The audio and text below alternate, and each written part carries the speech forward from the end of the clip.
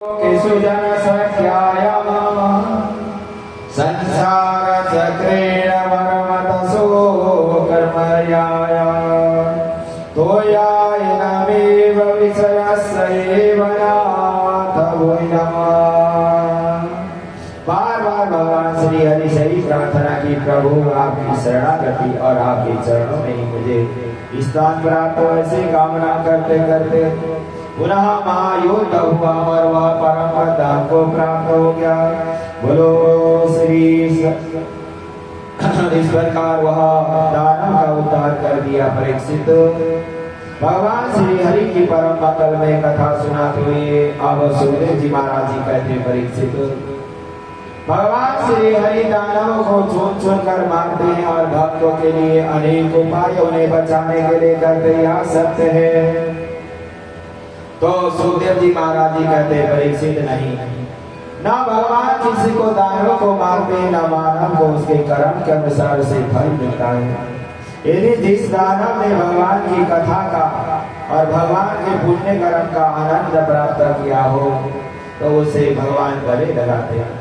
भगवान श्री हरि ने जैसे हिरण्यकशिपु का पुत्र प्रहलाद को गले लगाया और अपनाया है और उनके पिता को जब अभद्र अपवित्र कार्य किया है, मोक्ष प्रदान किया है। यहाँ भगवान का कोई दोष नहीं है, केवल मानव के अपने अपने कर्म का दोष है। जो जैसा कर्म करेगा वैसा ही फल पाएगा। ये दानम परपदंतेन तम तथैव भजाम्याये वचा। भगवान श्री हरि का कोई दोष केवल नहीं है। भगवान श्री हरि तो कर्म अनुसार ही दंड और फल प्रदान करते हैं। तस्मात् लोके नाम कृष्ण निवेशयत्।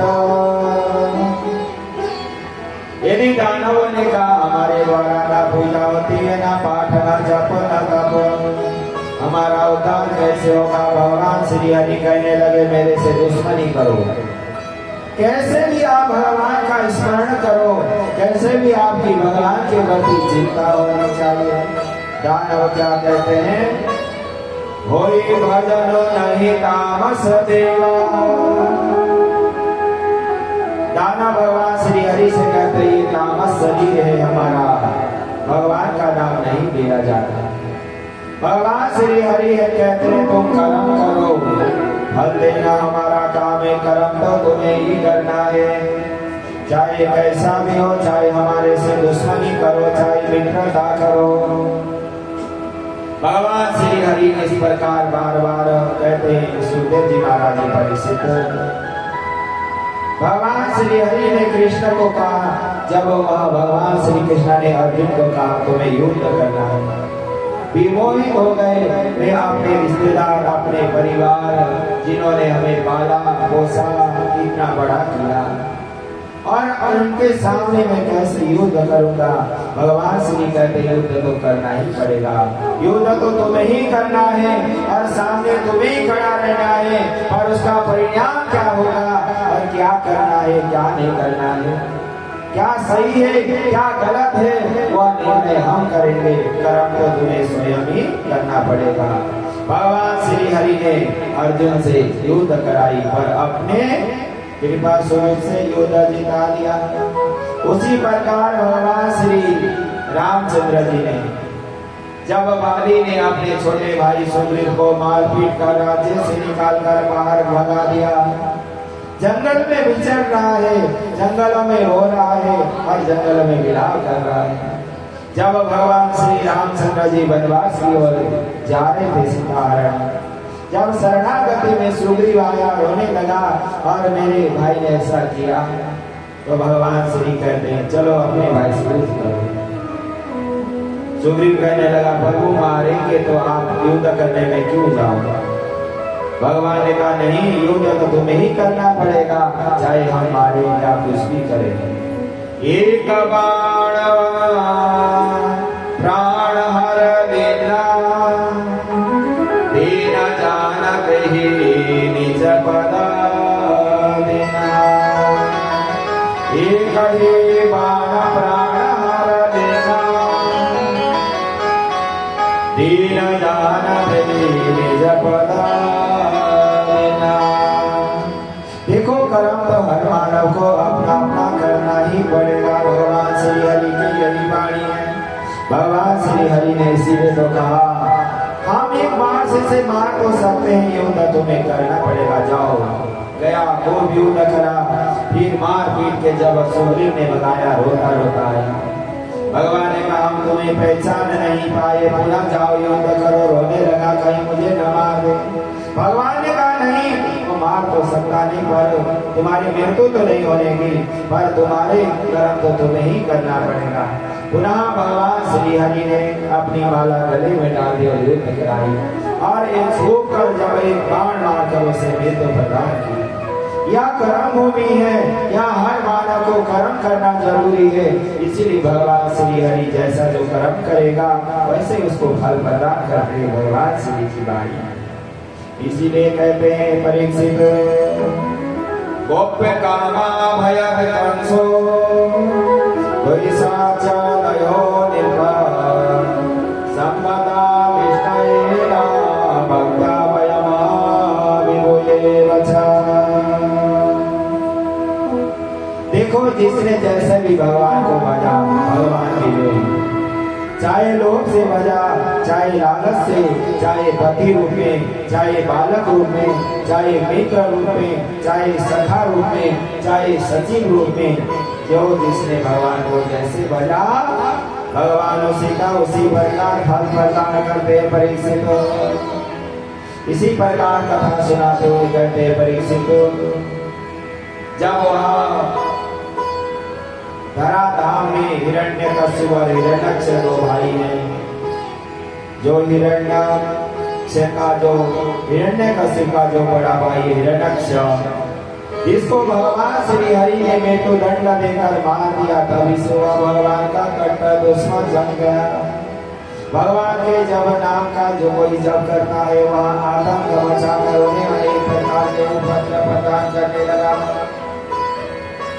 तो अनेक प्रकार के धराधाम में पाप करने लगा। भगवान श्री हरि धराधाम से विचार कर दानवों का विनाश कब होगा और अनेक रूप में आ ही जाएंगे भगवान। जैसे हिरण्यकश्यप वो बार बार भगवान से बदला लेने के लिए काम करने के लिए जंगल की ओर जाता है, जहाँ भी वृक्ष के नीचे बैठकर भगवान वह सीधी करने लगता है तो नारायण का नाम वहाँ सुनाई पड़ता है।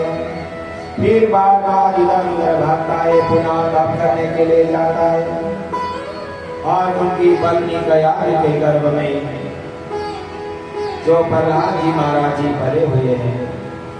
और जैसे ही वहाँ दानव तप करने गया, तो जो उनकी पत्नी है नारद मुनि की शरणागत होकर गुरु जी की, और उन्होंने बहुत सारा शास्त्रों का ज्ञान सुनाया, श्रीमद् भागवत पुराण की कथा सुनाई, श्री रामचरितमानस की कथा सुनाई, और सुनाते सुनाते गए।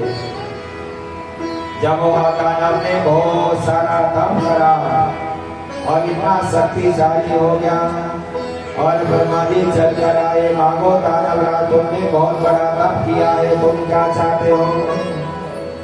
वह दानवराज कहने लगा कि मैं ऐसा तप ऐसी शक्ति चाहता हूँ, न किसी के मारे मरूं, न कोई दानव से हो, चाहे मानव से हो, चाहे देवता से हो, चाहे किसी से भी नहीं मरना नहीं चाहता, चाहे दिन में भी नहीं, रात में भी नहीं, 12 महीने में कोई महीने में भी नहीं, मुझे इतना सारा वरदान दे दो।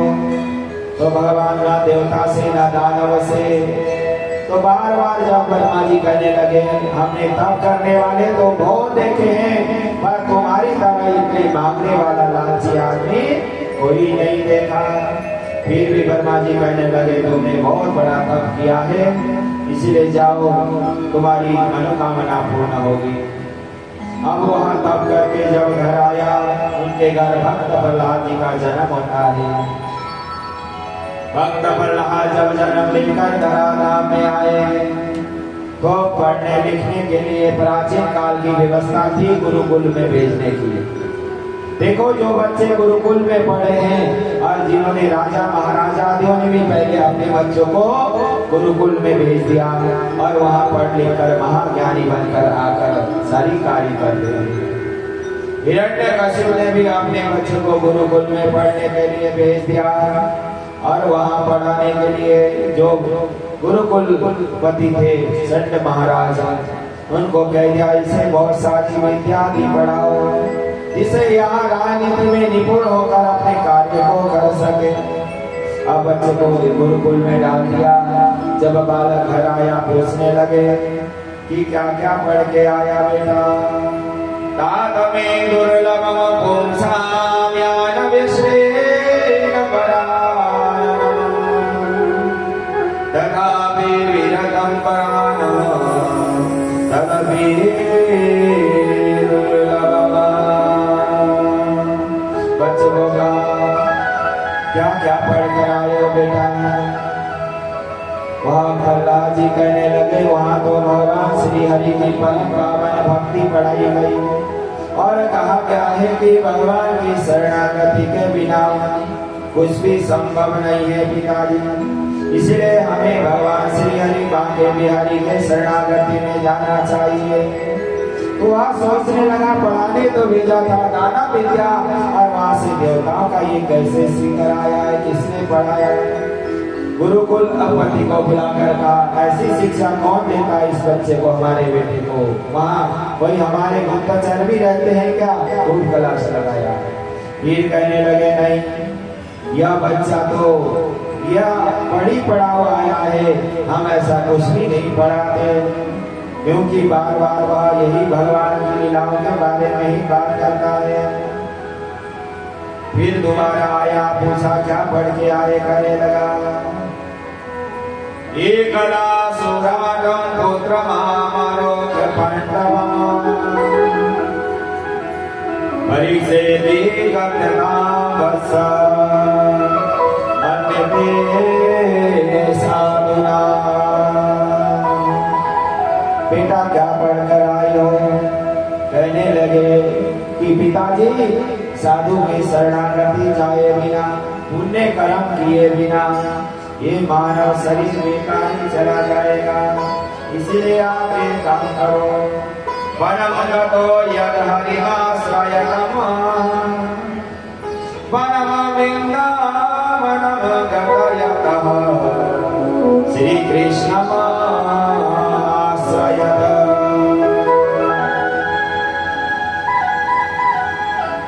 वनम गतो यद हरिमाश्रयतम वनम वृंदावनम गतयत श्री हरि श्री कृष्ण आश्रयत। हमें भगवान श्री हरि के शरणागति बिना जाए पिताजी, ये मानव शरीर बार बार जना मरना चलता ही रहेगा। अब तो दानव जो हिरण्यकशिपु बड़ा क्रोधित हो गया, हमने तुम्हें पढ़ने के लिए कुछ भेजा, तुम क्या पढ़ कर आए हो। ऐसे तुम जहाँ चंदन के स्वरूप बनने जाकर यहाँ दैत्य रूपी और दानव रूप बनकर आए हो, ऐसे तुम्हें ऐसी गलत गलत शिक्षा किसने दी, बुलाओ। पुनः गुरु जी को बुलाया गया, फिर कहा ऐसा मत क्यों पढ़ाते हो। उस बच्चे को खूब प्रताड़ित किया गया, जहर दिया गया, पहाड़ों से गिराया गया और अनेक प्रकार से सांपों से डसा गया, पर उस बालक ने कभी भी भगवान की महिमा गाना बंद नहीं करा। चाहे कितना भी कुछ कर लो, मैं भगवान का भक्त हूँ और भगवान की शरणागति पाऊंगा और मेरे प्रभु मेरी रक्षा करेगा, पूर्ण विश्वास। बार बार खूब तड़पाया गया, फिर कहा पढ़ने के लिए भेजा, फिर दोबारा पढ़ने के लिए अपने स्कूल में गए हैं।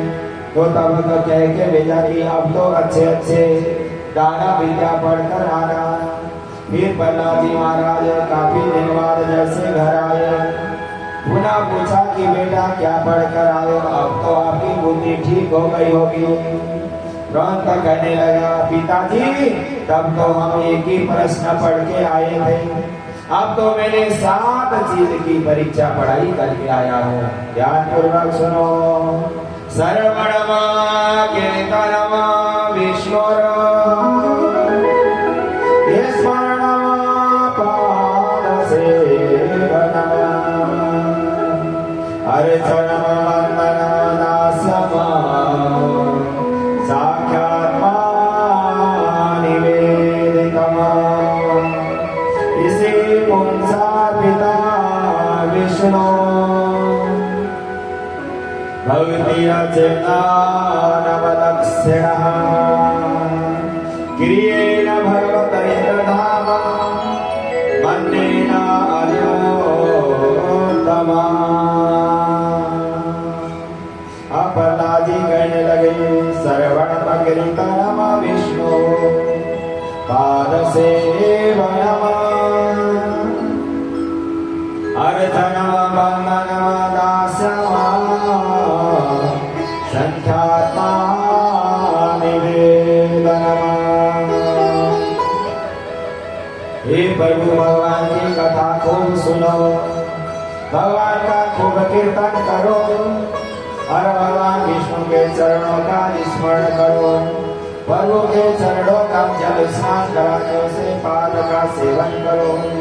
भगवान श्री हरि का अर्चन करो, पुष्पादि चढ़ाओ, धूप दीप नैवेद्य, फिर भगवान की वंदना करो और भगवान के चरणों में साष्टांग दंडवत प्रणाम करके दास्य स्वभाव से अपने आप को भगवान को समर्पित करो। पिताजी अब तो हिरण्यकशिपु आग बबूला हो गया और चिल्लाने लगा, तुमने ऐसे ऐसे शिक्षा कौन दिया है? और अनेक प्रकार के जब वह बार बार तुरंत अब कहने लगा, अब तो मुझे छोड़ना ही नहीं चाहिए। इसलिए तुरंत वह कहता है कि तू ऐसी शिक्षा पढ़ने क्यों आया? न परिणितम न परिणितम श्रुतम सस्यसेना सत्येव च नहीं सर्गम मतिर्यस्या राजन निक्षेना मनो कदया स्ममान। जब बार बार वह प्रहलाद जी महाराज जी कहते, पिताजी ये नव भक्ति नवला है, इसका यदि आप पालन करोगे तो आपका जीवन मंगलमय ही हो जाएगा। इस प्रकार बार बार जब कहा तो अधिक क्रोधित होकर पुनः गुरुदेव को बुलाया गया। फिर गुरुदेव कहने लगे, यह बच्चा तो ऐसा ही ऐसे नहीं हम बदल सकते, या तो बड़ी बड़ा भगवान श्री हरि के चरणों से आया है, यहाँ किसी ने इसको पढ़ाया ही नहीं है। यदि जिन माँ के गर्भ में बच्चे रहते हैं वह माताएं भगवान की पूजा करे, भगवान की पाठ करे और भगवान श्री हरि की कथा का श्रवण करे, बच्चों के भी वहाँ अंतरात्मा में उस चीज का प्रभाव पड़ता है। यदि जो माताएं वर्तमान में बच्चों के जब होने पर मोबाइल 24 घंटे चलाते रहो, बच्चा वर्तमान में कितने जल्दी मोबाइल चलाना सीख गया। पहले अलग नहीं चलाना था, वर्तमान के बच्चों को 2-3 महीने में मोबाइल चलाना सीखे, क्योंकि माताएं भगवान की पूजा पाठ कथा आदि में तो जाती नहीं, टाइम ही नहीं है। अब तो मोबाइल आया ऐसी हालत हो गई, घर के 4 मेंबर है ना, सुख दुख की बात भी नहीं होती। एक मोबाइल लेकर इधर बैठा, दूसरा उधर बैठा, तीसरा उधर बैठा, चौथा पूरे दिन में क्या हुआ क्या नहीं हुआ, क्या समस्या, कोई बात नहीं होती। इसलिए परिस्थिति बिगड़ गई। व्यवस्था पहले क्या होता था, परिवार के सभी सदस्य बैठते थे, साथ खाते थे और पूरे दिन में जो बातचीत हुई है, चाहे अच्छा हो चाहे बुरा, एक दूसरे में वितरण करके कोई समस्या भी हो समाधान निकाला जाता था। अब मोबाइलों ने तो ऐसी समस्या पैदा कर दी, कोई किसी से बात करना भी बिल्कुल नहीं पसंद करता है। नहीं सब मोबाइलों में मस्त, थोड़ा मोबाइल को दूर रखा करो, ठीक है अच्छी चीज है, पर उसके साथ साथ परिवार के सदस्य थोड़ी देर बैठ के बातचीत करा करो कि क्या हुआ क्या नहीं हुआ। हम कथा में गए थे, बाबा बागेश्वर के चरणों में जल चढ़ाया, परिवार के लिए मंगल कामना की और कोई किसी से बात हुई अच्छी हो बुरी हो तो दिमाग से वो बात निकल जाती है और मन पवित्र होता है और अपना मन स्वसंग होगा, तभी तो मंगल होगा। नहीं तो डिप्रेशन में आ जाओगे और वहाँ सोचते सोचते किसी को बता भी नहीं पाओगे, पता नहीं कब जाना पड़ेगा समय के साथ। इसीलिए इस बात का विशेष ध्यान रखना चाहिए। जब प्रहलाद जी माँ के गर्भ में थे, माँ ने कोई भर समय भगवान का नाम जपा था, इसीलिए भगवान भक्त बनकर वो आए हैं। इसी प्रकार हमारे मन में भी दृढ़ विश्वास हो और हम इस भावना का ध्यान रखें। ये जो शास्त्र है केवल ऐसे सुनाने के लिए या ऐसे लोगों बताने के लिए नहीं, ये जीवन में तारने के लिए है। और यदि हम इन चीजों का अपने जीवन में तारेंगे तो अवश्य में मंगल ही मंगल होगा, नहीं तो सुने इधर इधर से निकल जाए कोई फायदा नहीं है। इसीलिए मनन करो, जो भी चीज आपको अच्छी लगे जीवन में तारोगे आपका ही भला होगा और हमारे जीवन में ही मंगल कामना होगी और हमारा जीवन उच्च होगा, श्रेष्ठ होगा। प्रहलाद जी महाराज माँ के गर्भ में ही वो बढ़ के आए थे, वही वहां उन्होंने सारी लीलाएं भगवान का ध्यान लगाए थे, इसलिए आते ही बचपन में ही भगवान का ध्यान लगाने लगे। जो माता पिता मंदिर जाते हैं या बड़ों की सेवा करते हैं और बड़ों का सम्मान करते हैं, अपने गुरुदेव हो या किसी का भी हो, बड़ों का तो बच्चे देकर उसी मार्ग पर चलते। जो माता पिता ना मंदिर जाते हैं, ना बड़ों का सम्मान करते, ना दान करते, ना पुण्य करते, ना सत्कर्म में संलग्न रहते, क्या बच्चे कर लेते? क्या बिल्कुल भी नहीं करते। इसीलिए ये जो कुछ भी हम कर रहे हैं हमारे कल्याण ही होगा और हमारे निमित्त यदि हम कोई भी कार्य करें वो सदा साथ चलेगा। अब जब प्रहलाद जी महाराज बार बार भगवान श्री हरि के चरणों में नमन वंदन करते ही रहते हैं। अब पुनः अपने स्कूल में पढ़ने के लिए गए, फिर कहा कुछ सुधर कर आ जाएंगे। फिर अपने कॉलेज में गए, पढ़ते हुए क्या कहते सभी बालकों को, हे बालकों, ये मानव शरीर बड़ा दुर्लभ है, दोबारा मिले या ना मिले कोई गारंटी नहीं है। इसलिए अपने जीवन को मंगलमय बनाना है तो मानव शरीर में ही किया जाएगा। तमेव विदित्वा किमिर्भूमे दीनान्या पन्था विदते अनायः। ये भगवान श्री हरि की कृपा से ही सब कुछ प्राप्त होगा। बालकों आप ध्यान रखो, आपको यह मानव शरीर मिला।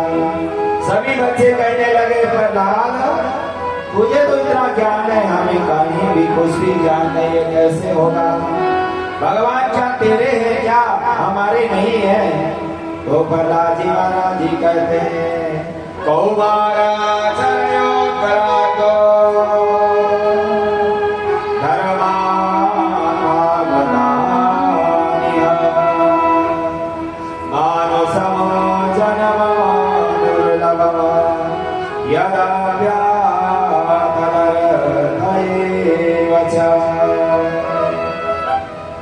मित्रों, भगवान सभी के हैं, जो जैसा जिस भावना से बदलेगा वैसा ही फल मिलेगा।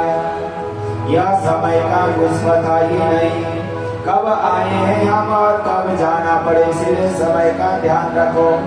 भगवान के चरणों में रति और मति प्रदान करो। सुखमयी देह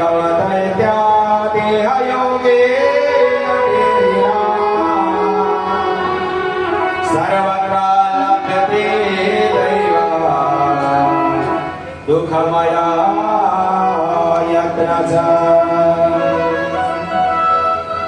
प्रहलाद जी कहते मित्रों, यदि हमारे जीवन में कष्ट लिखा है, हम कितना भी बचाएं वह झेलना ही पड़ेगा। यदि हमारे कर्म प्रारब्ध अनुसार सुख शांति लिखा है, हम कितना भी बचे वह हमें मिलेगा ही मिलेगा। इसीलिए जो लिखा है सो होना है, जो लिख कर लाए वही पाएंगे। और हम गलत गलत सोच सोच कर अपने समय को भी खराब करें। इसीलिए हमें ध्यान रखना चाहिए कि हमें भगवान की शरणागत। इसीलिए यह सुख दुख तो हमारा कर्म प्रारब्ध में है। इसीलिए कहा गया है चक्रवत परिवर्तन थे सुखानी च दुखानी।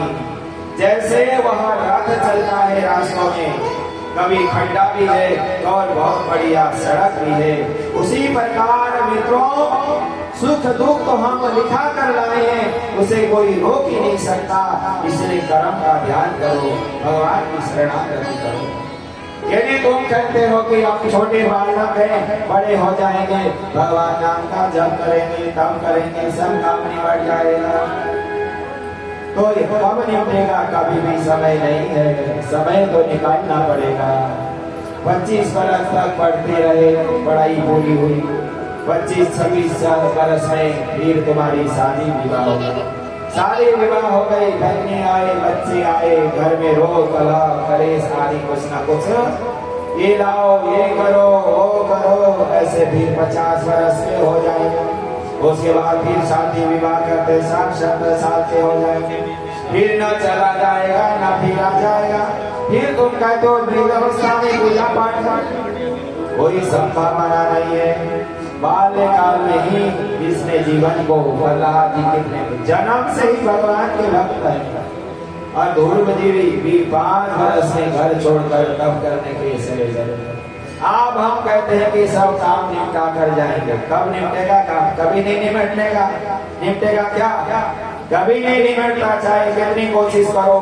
बच्चों की शादी करते हैं, फिर बच्चे की बहू आएगी, वह लड़ाई झगड़ा करेगी, फिर कहोगे यार इससे बच्चे हो जाएंगे, फिर इस बच्चे को पालने या इससे बच्चों की शादी करें, सोचते सोचते सोचते यूं आए यूं चले जाओगे। ध्यान करो, जिंदगी जब तक रहेगी फुर्सत न होगी कभी काम से, जिंदगी जब तक रहेगी फुर्सत न होगी काम से, कुछ समय ऐसा निकालो प्रेम कर लो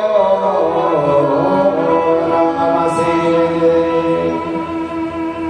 देखो समय तो निकालना ही पड़ेगा। अब आप सोचोगे कि पूरे जिंदगी हम नौकरी भी करते रहे, व्यापार भी करते रहे, उसके बाद सब काम निबट जाएगा, फिर कहेंगे यात्रा के लिए चले, चला भी नहीं जानेगा, रास्ते में गिर जाओगे, ऊपर नहीं चढ़ पाओगे केदारनाथ जी में, वैष्णव दरबार में। केदार वैष्णवनाथ जी और वैष्णव दरबार की बात तो बहुत दूर है, अपने घर से माधव नगर से बागेश्वर आना भी दिक्कत हो जाएगा जब वृद्ध अवस्था आ जाएगी। भगवान के दर्शन करने की इच्छा रखोगे, आंख में जब मोती बिंदु आदि रोग लग जाएंगे, और भगवान की सेवा करने के सोचोगे पता नहीं क्या हो जाएगा, ये शरीर कब तक चलेगा, कब तक नहीं चलेगा, कुछ पता नहीं मित्रों। इसलिए जब समय है तभी भगवान का नाम ध्यान रखो। भगवान कभी देवताओं को अपमान सम्मान ज्यादा देते, न दानव का अपमान करते। ये सब अपने अपने कर्म का ही खेल है बालकों।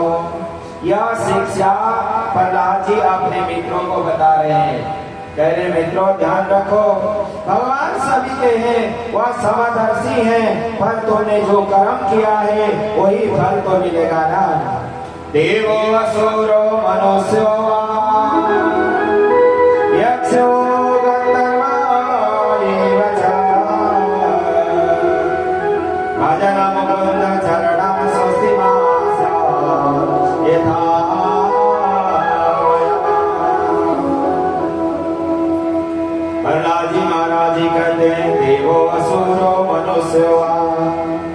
यक्षो गंधर्वा एव च भजनं मुकुन्द चरणं स्वस्ति स्यादेवता। चाहे देवता हो, चाहे दानव हो, चाहे मानव हो, चाहे कोई भी हो, भगवान सभी को पर समदर्शी है, सभी को सम्मान देते, सभी को अपना लेते हैं, और जो जैसा जैसा कर्म करेगा वैसा ही फल की प्राप्ति कर लेगा। जब इस प्रकार वहाँ बार बार जब प्रहलाद जी इस प्रकार प्रार्थना पूर्वक जब भगवान की वह महिमा का वर्णन करने लगे, तब वह हिरण्यकश्यप बार बार विचार करने लगा कि यह बालक को क्या हो गया, और कहने लगा पिताजी ये आपके अंतरात्मा में छुपे हुए काम क्रोध लोभ मोह आपको भगवान से जुड़ने के लिए दूर कर रहे हैं, आप इनको परे करिए, तभी आपके भगवान के प्रति श्रद्धा होगा। भगवान तो इतने ही शक्तिशाली हैं, जो चेतन है उसे जब चाहे जड़ कर देते हैं और जब चाहे जड़ को भी चेतन कर देते हैं। परशुराम जी महाराज जब बार बार जब धनुष बाण तोड़ दिया गया वहां कर बार बार कुछ सुना रहे और राम जी और लक्ष्मण जी को बार बार कुछ कह रहे हैं। बाण चलाने को हो गए पर तुरंत भगवान श्री हरि ने बाण को अपने हाथ में पकड़ लिया। तब परशुराम जी समझ गए ये तो साक्षात श्री हरि है। तब तुरंत देत चाप आप चले गए परशुराम विस्मया वही भगवान श्री हरि है जो चाहे सोई करा सकते हैं, संसारी जीव कुछ भी नहीं कर सकते। इसीलिए ध्यान रखो।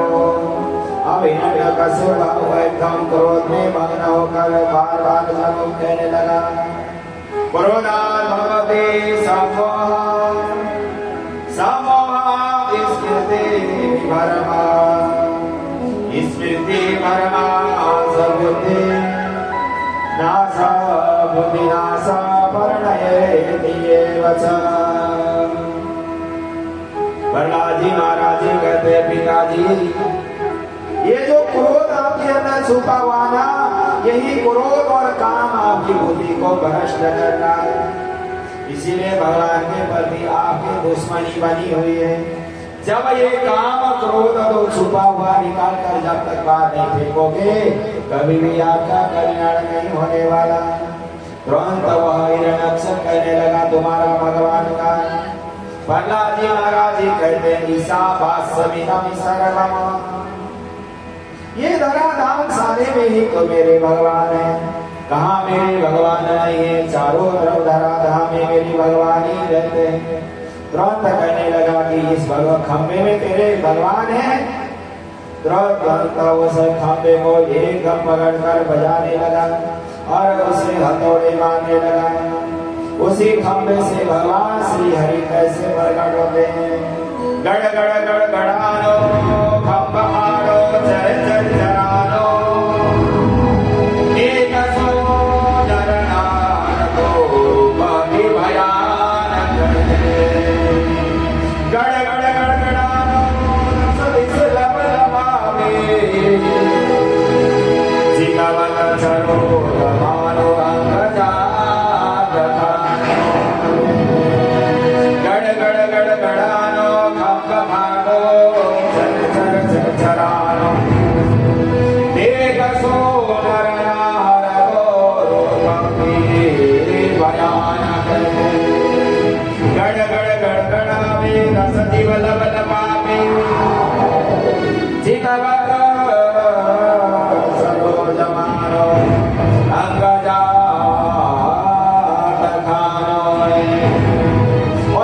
नरसिंह भगवान श्री हरि गड़गड़ाते हुए प्रकट हो गए। अब तुरंत नरसिंह भगवान कहने लगे हिरण्यकश्यप को पकड़ लिया और हिरण्यकश्यप को कहने लगा वो अवश्य होगी। तुमने हमारे बालक को हमारे भक्त को इतना परेशान किया है। अब तेरी मृत्यु आज अवश्य नहीं प्राप्त होगी। अब हिरण्यकश्यप कहने लगा प्रभु आप मुझे मार नहीं सकते, ना मुझे कोई दाना मार सकता है, ना कोई माना मार सकता है, ना कोई 12 महीने में किसी महीने में मार सकता है, ना कोई दिन में मार सकता है, ना कोई रात्रि में मार सकता है और इसलिए आप मुझे कुछ नहीं कर सकते। भगवान श्री हरि ने उसे पकड़कर अपने गोदी में बिठा दिया और कहने लगे ना मैं दानव हूँ, ना मानव हूँ, ना देवता हूँ, ना राक्षस हूँ, मैं नर और सिंह मेरा अलग ही रूप है। और 12 महीने में तूने कहा किसी महीने में आप मुझे नहीं मार सकते या अधिक मास का महीना मेरे लिए ही मारने के लिए बनाया है। इसीलिए आज तेरी मृत्यु सुनिश्चित है। तूने मेरे भक्त को खूब तड़पाया, आज तेरे को मैं तड़पा तड़पा कर मारूंगा। भगवान श्री हरि ने उसके उधर को ऐसे मार दिया और रक्त रंजित हो गया और ऐसे की धारा बहने लगी और चारों तरफ बोला हंसने लगा।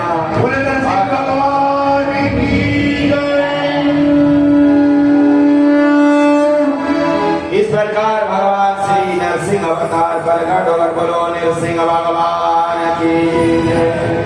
भगवान श्री नरसिंह जी ने जब वह दानव को मृत्यु प्रदान करके मोक्ष से प्रदान कर दिया, प्रहलाद जी महाराज जी तुरंत विलाप करते हुए अपने भगवान श्री के चरणों में गए।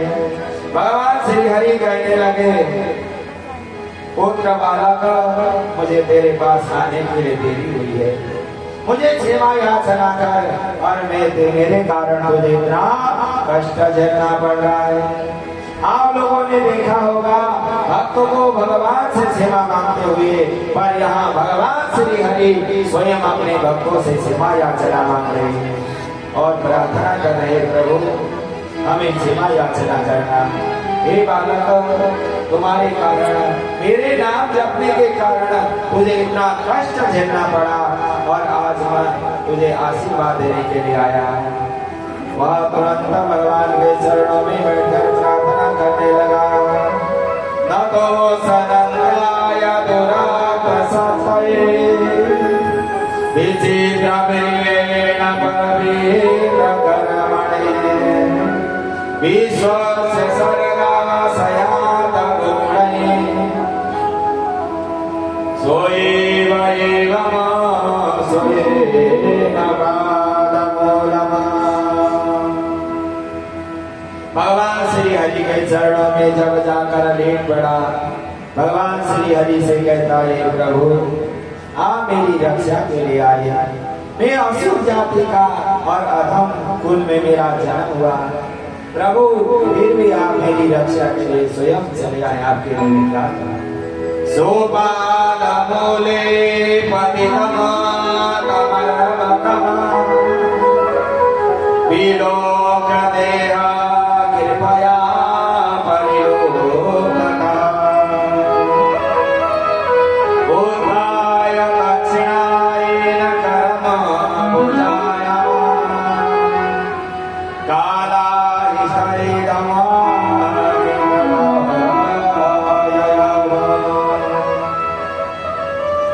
जब हम चरणों में लेट गया, भगवान श्री हरि के, प्रभु आपने मेरे लिए कष्ट किया।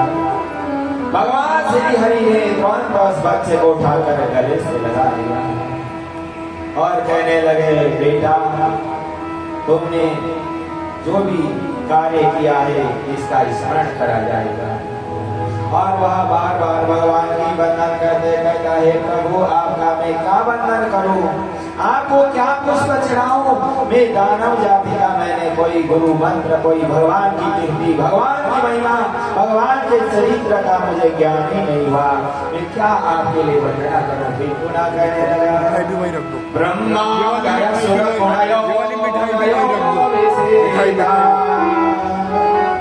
सतेन कवयो वचांसि प्रभावै नारादितमो पुरुगुणैरधुना विविक्तो विमुक्तवासिनते नारी प्रजायते। हे प्रभु, मैं एक निजात साधारण परिवार का, मैं आपके लिए क्या कुछ कहूँ, क्या कुछ सुनाऊं, मेरे पास वो कुछ भी नहीं है। ये दानव कुल में मेरा जन्म हुआ है, फिर भी मैं आपकी शरणागति पाया हूँ, मेरा जीवन आपने धन्य कर दिया। फिर रोता हुआ पुनः चरणों में गिरता हुआ कहता है, रज प्रभावो अभिनयेषि अस्मिना जाता सुरके दुये वसुगमा।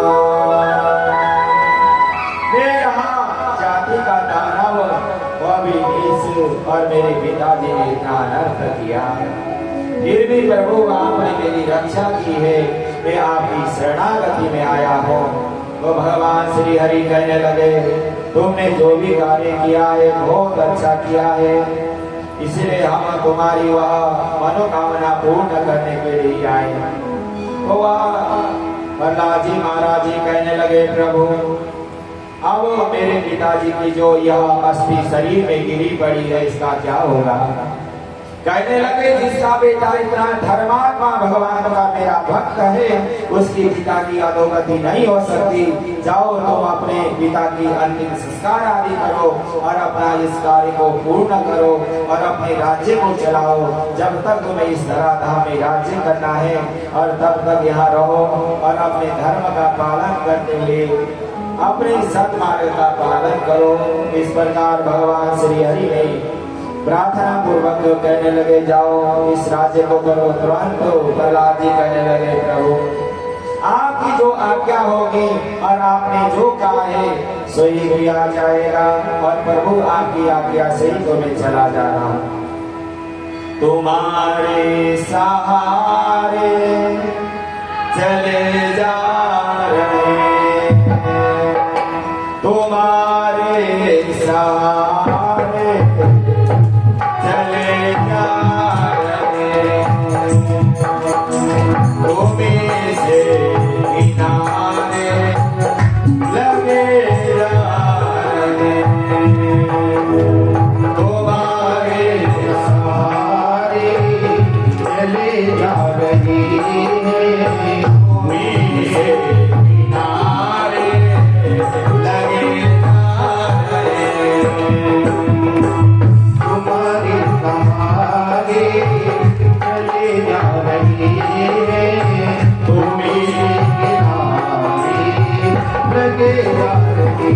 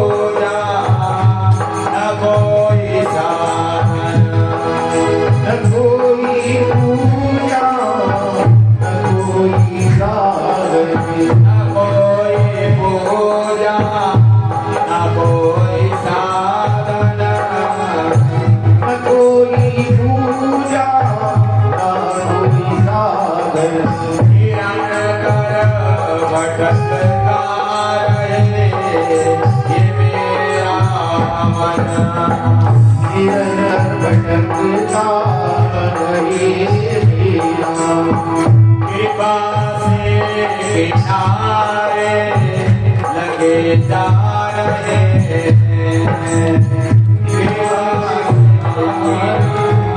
लगे जा रहे तुम्हारे सहारे चले जा रहे तुम्हारे सहारे चले जा रहे तुम्हारे से किनारे लगे जा रहे तुम्हारे से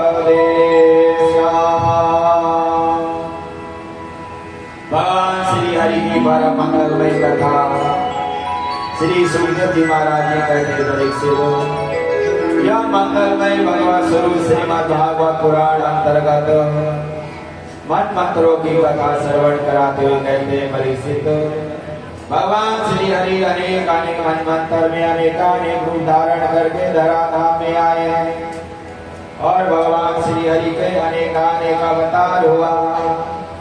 भगवान श्री हरि में अनेक अवतार में अपने भक्तों की मनोकामना पूर्ण करने के लिए प्रभु श्री हरि आए हैं। और कहते हैं कि एक समय की बात है परीक्षित, जो 14 मनवंतर स्वयंभू सूरजो औषध तामसरैरव चक्षु वैवस सावर्णी दक्ष सावर्णी वर्णा सावर्णी रुद्र सावर्णी देव सावर्णी इंद्र सावर्णी मनवंतर लगभग अनेक अनेक मनवंतर में भगवान का अनेक अवतारों कल प्रभु श्री हरि इस धराधाम में आए। इसलिए एक समय की बात ध्यान पूर्वक सुनो। तो कहने लगे परीक्षित, एक समय भगवान श्री हरि ने वहां अनेक रूप धारण करके जब धराधाम में आए हैं,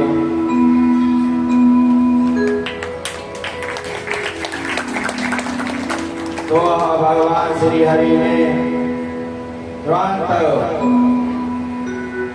चक्षु मंदिर में हरि अवतार धारण किया है। आसिद गिरिवरो राजना चित्रकूटा इति सुरगना शिरो वीणा मामेव चक्षुषा एव च। भगवान श्री हरि ने हरि रूप धारण करके जब धराधाम में आना पड़ा, एक समय की बात है परीक्षित, एक राजा ने जब एक समय अपने गुरुदेव का अपमानित किया और जब गुरुदेव ने श्राप दे दिया, जाओ तुम जाकर हाथी बनो, वही हाथी रूप धारण करके जब वह एक गजराज जब नदी में जाकर अपने सपरिकर वहां स्नान आदि गर्मी के महीने में किया जा रहा है, पर जैसे ही वहां मगरमच्छ ने उस हाथी को पैर को पकड़ा तो वह परिवार के सदस्य भागे दौड़े, सभी आए हैं छुड़ाने के लिए। पर मगरमच्छ ने ऐसा पकड़ा, ऐसा झगड़ा, वहां कई दिन तक कोशिश किए गए, कई दिन तक लगे रहे, पर वह पैर छुड़ा नहीं पाया, तड़पता ही रह रहा। परिवार के लोग आए हैं और जब देखा कि कई दिन बीत गए, जब कई दिन बीत गए, मन में विचार किया कब तक यहाँ रहेंगे, हमें यहाँ कब तक रहना है, या कुछ पता ही नहीं कब यह चुरा कर ले जाएंगे। परिवार के लोग छोड़ कर गए। हर मानव यही विचार करता करता ये हाथी के तरह जकड़ा ही रहता है, ये मेरे परिवार के लोग हैं, ये मेरे सुख दुख में सब काम आएंगे, उनके लिए कमाता कमाता जोड़ता जोड़ता कई कई जन्म के लिए व्यवस्था कर देता है। कोई गारंटी नहीं आपके परिवार में सदस्य आपके सुख दुख में साथ रहेंगे, केवल उनका जो कर्म है आपका वही साथ चलता है। हर मानव हाथी की तरह यही विचार करता है, ये मेरा है या मेरे लिए करेंगे, कर लिया बहुत बढ़िया है, नहीं कर लिया टेंशन करने से कुछ भी होने वाला नहीं है, रोते रहो, तड़पते रहो, विरक्ति रहो। आजकल तो आप लोगों ने देखा होगा, जिन माता पिताओं ने करोड़ों रुपए इकट्ठे कर दिए बच्चों के लिए, उन्हें भी विचारों को वृद्धाश्रम में छोड़कर आते हैं, क्या मानवता है? इससे बड़ी मानवता की बात क्या होगी? ये हाथी की कहानी नहीं है, हर मानव की कहानी है।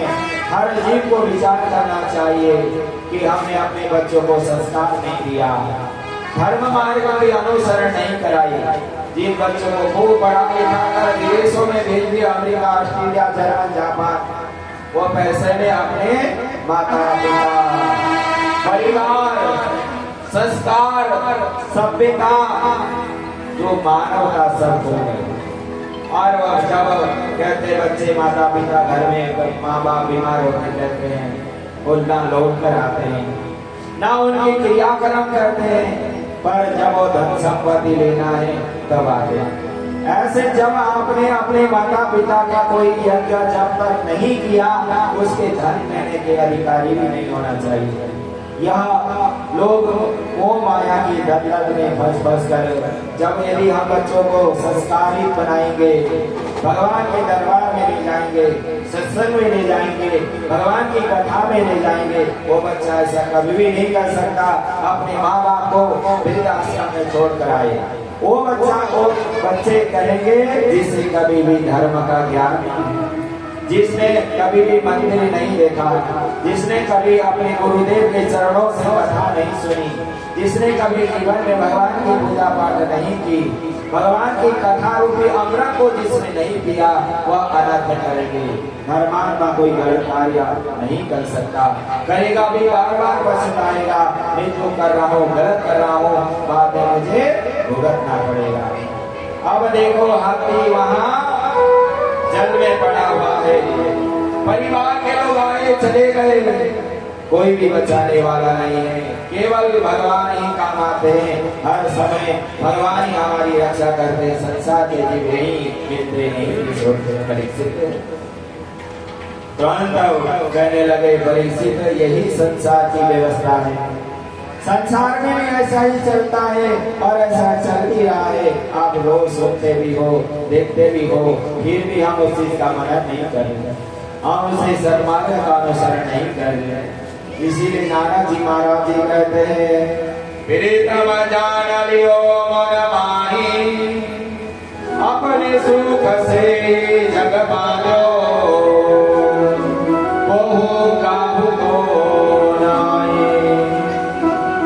देखो ये जीवन ये संसार, यहाँ लोग मिलते हैं बिछोड़ते हैं, पर कर्म ही साथ चलता है। इसीलिए कोई किसी का नहीं है, सुख में सब साथ रहते हैं, दुख आते ही सब छोड़ कर भाग जाते हैं। आज कुछ ऐसे है नहीं है। हाँ, श्री राधे इसीलिए कहा गया है, सुख में आन बसई मिल बैठक रहता, विपद पड़ी जब संग छाड़त को न आवत मेरे। कहा क्या है, जब सुख है सब परिवार के मित्र आते हैं कि मेरा मित्र धनवान है, खूब खिलाएगा पिलाएगा, और आपने उन्हें खिलाना पिलाना बंद कर दिया, आप गरीब हो गए, तो इस कारणवश आपका व्यापार कमजोर हो गया। दोस्त भी सोचता है कहीं वहां जाऊंगा तो पैसे न मांग ले, रास्ता ही बदल देगा। यही संसार की प्रवृत्ति है, ध्यान रखो परीक्षित। विपद पड़ायो जब ही संग छाड़ा को न आवत ले। इसलिए यह विपद आना हर मानव इस चीज का ध्यान रखना चाहिए। और उसके बाद गज ने विचार किया कि मेरे परिवार के लोग मुझे छोड़कर गए हैं। तुरंत भगवान का ध्यान लगाया, कोई भी यहाँ मेरे देख नहीं रहा है, मेरे प्रभु ही मुझे देखेंगे, तो भगवान का ध्यान लगाकर प्रार्थना कर रहा है। नमो नमस्ते तस्मै पुरुषाय विविजाय परेशाय विनिमये। जब भगवान श्री हरि की तरफ देखा, हे प्रभु आप ही मुझे बचा सकते हो, ये संसार के प्राणी स्वार्थी हैं, पर भगवान करुणा करुणालय है, भक्त वत्सल है। प्रभु मैं आपकी शरणागत आया हूँ। जब भगवान श्री हरि की तरह प्रार्थना की, भगवान श्री हरि वैकुंठ धाम से चल पड़े हैं, और जैसे ही वहाँ हाथी ने उस समुद्र से कमल का पुष्प लेकर भगवान को अर्पित करने लगा। सोस संतरो परे नगरे को आत्मनिष्ठा करो प्रतिमारी नाम संग्रम उचित धर्म संभ करम गिरयाना कृष्ण नारायण भवताम नमस्ते। जब वहाँ भगवान श्री के चरणों में प्रार्थना करते हुए, हे प्रभु आपके बिना मेरा कोई नहीं है, आप ही मुझे तार सकते, आप ही मार सकते, और आपके ही मैं शरणागत आया। भगवान की ओर पुष्प लेके प्रार्थना करने लगा। तुम्ही मेरी नैया, किनारा तुम्ही हो, मेरी जिंदगी का सहारा तुम्ही हो। किनारा तुम्ही हो, मेरी जिंदगी का सहारा तुम्ही हो। तुम्ही मेरी नैया, किनारा तुम्ही हो, मेरी जिंदगी का सहारा तुम्ही हो। तुम्ही मेरी नैया, किनारा तुम्ही हो, मेरी जिंदगी का सहारा तुम्ही हो।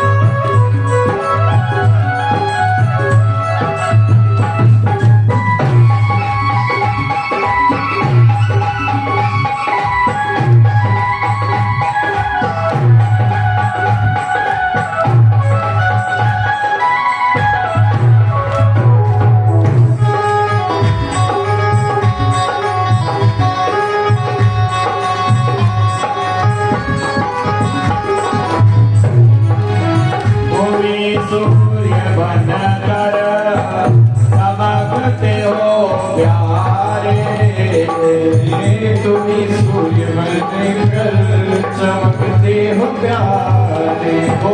सूर्य बनकर चमकते हो प्यारे, तुम्ही सूर्य बनकर चमकते हो प्यारे।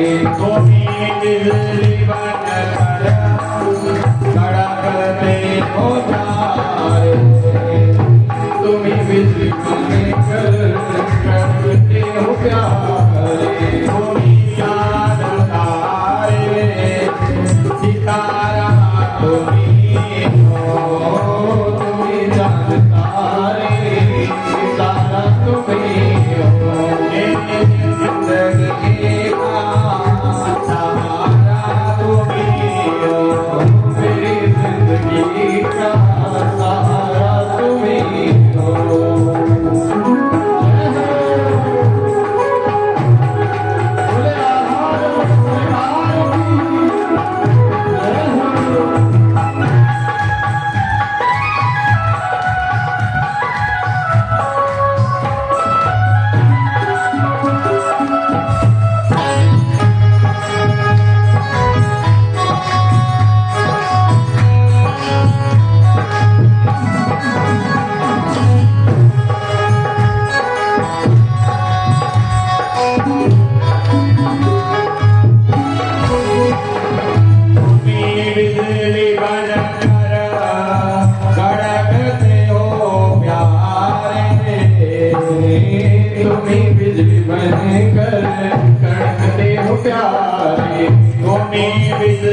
बनकर कड़कते हो प्यारे, तुम्हें बिजली बनकर कड़कते हो प्यारे, तुम्हें चाँद तारे सितारा तुम्हें हो, तुम्हें चाँद तारे सितारा तुम्हें हो, मेरी जिंदगी का सहारा तुम्हें हो, मेरी जिंदगी का सहारा तुम्हें हो। श्री राधे राधे।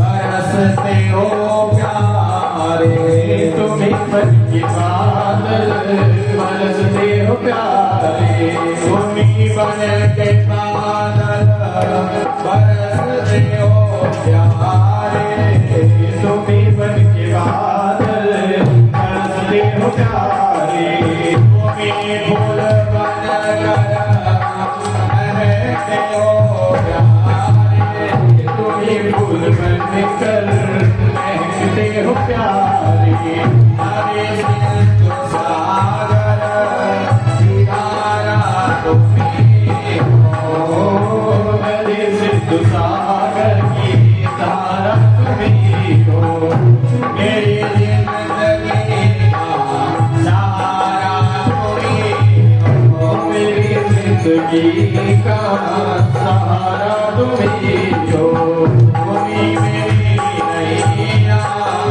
किनारा तुम्हें हो, तुम्हें मेरी नैया किनारा तुम्हें हो, तुम्हें मेरी नैया किनारा तुम्हें हो, तुम्हें मेरी नैया किनारा तुम्हें हो, मेरी जिंदगी का सहारा तुम्हें हो, मेरी जिंदगी का सहारा तुम्हें हो, तुम्हें मेरी नैया किनारा तुम्हें हो, मेरी जिंदगी का सहारा तुम्हें हो।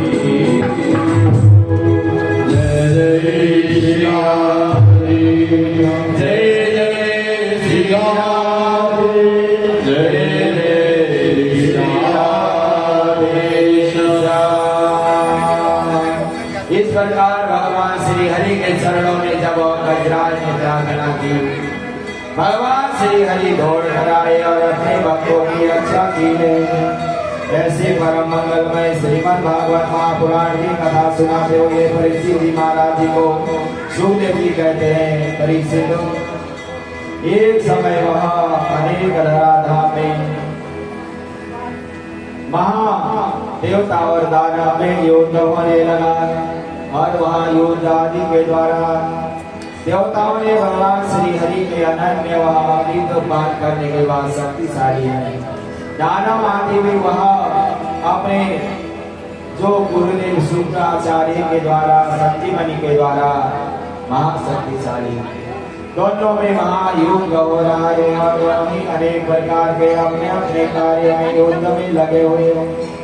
अब एक दिन की बात है कि इस युद्ध का समापन किस प्रकार किया जाए, तो वहाँ नारद जी मुनि के द्वारा कहने लगे, दोनों के द्वारा जब युद्ध का मंथन किया जाए और युद्ध मंथन में भी अमृत मिल जाए और अमृत को जब दोनों चाहे देवता हो चाहे दानव हो यदि पी लेंगे तो दोनों महाशक्तिशाली होंगे, महाघोर युद्ध होगा, कोई मरने वाला नहीं। इसीलिए देवताओं ने बुद्धि अपनाई और दानव को इस प्रकार कहा कि अब समुद्र मंथन किया जाएगा।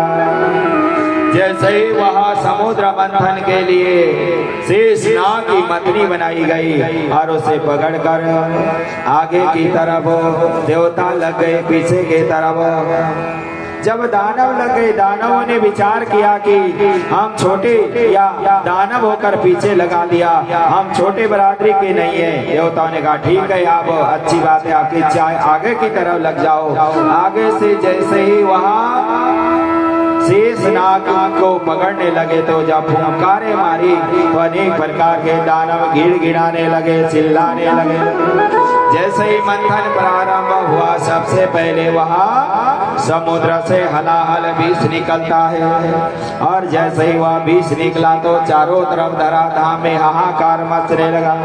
देव देवा महादेवा भूतात्मानम भूत भवानम त्रयीमां शरणा परपण्यम त्रैलोक्य दानातयेव च। जब अनेक प्रकार के वहाँ विष निकला, जैसे अब उसे कौन ग्रहण करे, हाहाकार मचने लगा। सभी ने भोलेनाथ जी का ध्यान किया, हे भोलेनाथ आप इस कार्य को कर सकते हो, आपके अलावा कोई नहीं कर सकता। करल कलित कपाल किरीटम व्याप्य हलाहलम भीषम अवक्षेण मन्य महादेवम कृपता भूयत एव च। भोलेनाथ जी ने जब आह्वान किया गया, अपनी पत्नी से पूछा, माता पार्वती से मैं विष पी लूं? माँ कहने लगी ना, आपकी इच्छा मैं ना करूंगी, ना करूंगी, ये आप अपना जो उचित लगे सो ही किया। और उन्होंने जैसे विष पान किया, विचार किया मेरे हृदय में मेरे प्रभु श्री हरि राम जी रहते हैं, मेरे कंठ में, मेरे जीव में मेरे भगवान का नाम जपना है, अब क्या किया जाए? तो उस विष को अपने गले के बीच में ही रोक दिया। इस प्रकार भगवान श्री हरि का एक नाम भोलेनाथ जी का पड़ा नीलकंठ। बोलो नीलकंठ भगवान की जय। इस प्रकार भोलेनाथ जी नीलकंठ कहलाए गए। फिर वहाँ मंथन प्रारंभ हुआ, दोबारा कामधेनु निकल गई, फिर मंथन किया गया, उच्च सर्वा घोड़ा निकल गया, फिर एरावत हाथी निकला, कौस्तुभ मणि निकल गई, कल्प वृक्ष, रंभा नाम की अप्सरा और देवी लक्ष्मी और बारुणी मरुदा और चंद्रमा पारिजात वृक्ष, पंचजन्य शंख। उसके बाद भगवान धन्वंतरी का जन्म होता है और उसके बाद सबसे बाद में जाकर अमृत निकला। जैसे ही वह अमृत निकला, देवता और दानव आपस में लड़ने लगे, झपटने लगे, यह कौन जल्दी कौन पिएगा। तुरंत वह आपस में लड़ाई हो गई, महासंग्राम युद्ध हुआ। और इतने में भगवान श्री हरि लक्ष्मी नारायण बड़े ज्ञानी हैं, भगवान श्री हरि ने मौनी रूप धारण करके आए और कहने लगे लड़ाई मत करो, बताओ समस्या क्या है। भगवान ने जब मौनी रूप धारण करके दानव के सामने खड़े हो गए, एक बात सुनो, यह जो ऊपर पानी पानी है ना, ये हम देवताओं को पिला देंगे और इससे नीचे जो अमृत गाढ़ा गाढ़ा तुम्हें पिला दिया जाएगा। एक लाइन में दानव और एक लाइन में देवताओं को लगा दिया गया, दोनों लाइन में लग गए हैं और सबसे पहले देवताओं को अमृत पिलाने लगे। तो जैसे ही अमृत पिलाते हो दानवों ने समझ गए या कहीं घपलेबाजी हो रही है। कुछ एक दानव जाकर देवताओं के लाइन में खड़ा हो गया।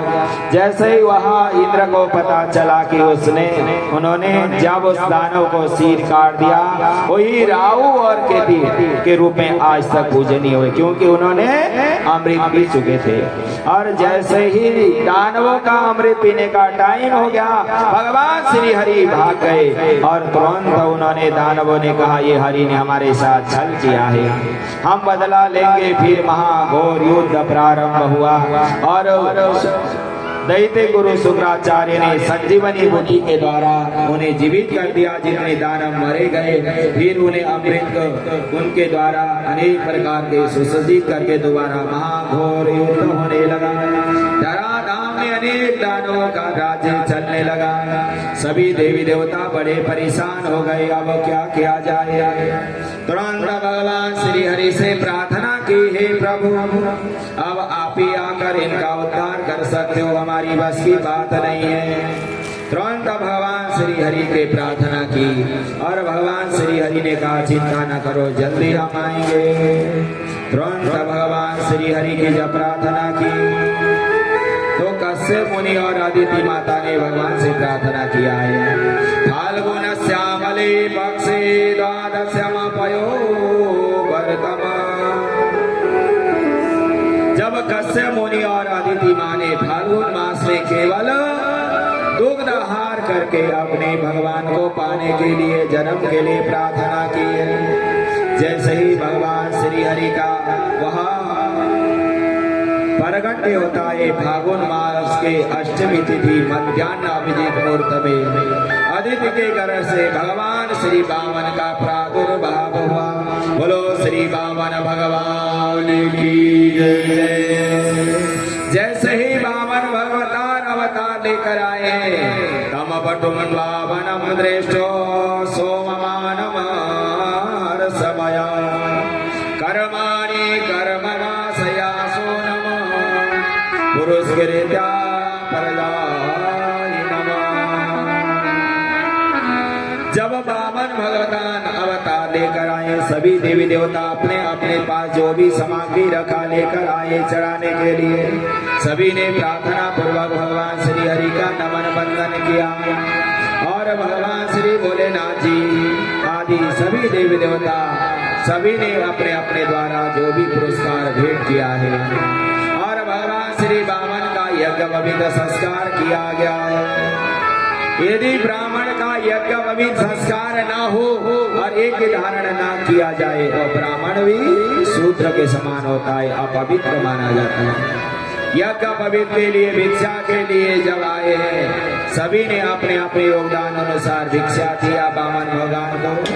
वामन भगवान ने बहुत सारा वह भिक्षा लेकर अपने गुरुदेव भगवान को सौंप दिया है और उसके बाद कहने लगे वामन भगवान आपको ये कार्य करना है, आपको ये धराधाम के सारी सृष्टि को लेकर हमें गुरुदान में दक्षिणा में दान देना है। अब वामन भगवान कहने लगे इतना सारा मुझे कौन दान में देगा। तुरंत कहने लगे जाइए आपको अवश्य देवा। इस धराधाम में महान धर्मात्मा राजा बलि है, उनका वह 100वां यज्ञ चल रहा है और ये 100वां यज्ञ कर रहे हैं। यदि यह 100 यज्ञ पूर्ण हो गए तो समझ लो उनका बहुमत पूर्ण हो जाएगा और 100 यज्ञ पूर्ण होने से पहले वहां जाकर ये राज्य की आप मांग करें जिससे कि वह धराधाम में देवताओं का पूरा राज्य स्थापना हो। यदि यह 100वां यज्ञ पूर्ण होगा तो यदि दानवों का ही राज्य चलता रहेगा, शासन चलता रहेगा। वामन भगवान छोटे से हैं, जिन्हें वह छोटे छोटे हैं, एकदम बोने से डंडा लेकर जब चले जा रहे हैं वहाँ महायज्ञ चल रहा है। बलि ने देखा कि जब वामन भगवान ब्राह्मण का रूप धारण करके गए हैं तो ऐसे लग रहे हैं जैसे साक्षात भगवान श्री हरि आए हैं और जो साक्षात सूर्य देव प्रकट होकर आए हैं। हाथ जोड़कर प्रार्थना किया तेरे द्वार खड़ा भगवान,